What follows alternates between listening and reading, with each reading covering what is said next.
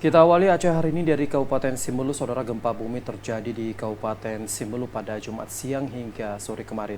Sebanyak 3 kali gempa bumi terjadi berada pada titik barat daya Kota Sinabang. Meski terjadi gempa bumi sebanyak 3 kali, namun tidak berpotensi adanya gelombang tsunami. Gempa bumi berkekuatan 4,9 skala Richter terjadi di Kabupaten Simelu pada Jumat siang kemarin. Selain itu juga terdapat gempa susulan sebanyak 2 kali, masing-masing 4,4 skala Richter dan 3,2 skala Richter berada pada bagian barat daya Kota Sinabang.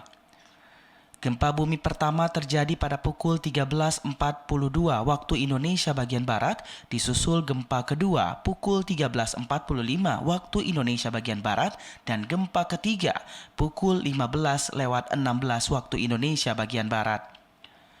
Dengan kedalaman gempa bervariasi antara 76 km hingga 25 km di bawah laut.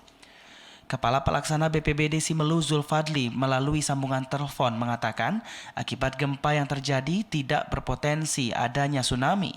Namun masyarakat tetap diminta meningkatkan kewaspadaan terhadap adanya potensi gempa susulan.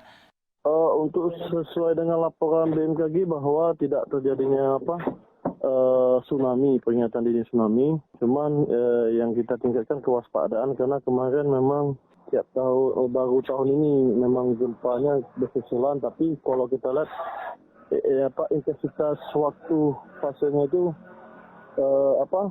menurun karena dari 4,9 menjadi 4,3 dan menjadi turun, berarti ada intensitasnya turun. Yang kita khawatirkan apabila tingkat kesusahan itu meningkat, itu maka kita harus selalu waspada dan meningkatkan kesiapsiagaan. Ya, kepada masyarakat diharapkan setiap ada gempa tetap meningkatkan kewaspadaan dan berlindung di tempat-tempat yang dianggap aman, baik dari bangunan maupun dari pepohonan itu. Selain itu, hingga saat ini pihaknya belum mendapatkan laporan dari masyarakat tentang adanya bangunan yang mengalami kerusakan, terutama pada daerah yang berdekatan dengan lokasi terjadinya gempa bumi. Dari Simelu, Al-Ashab, TVRI melaporkan.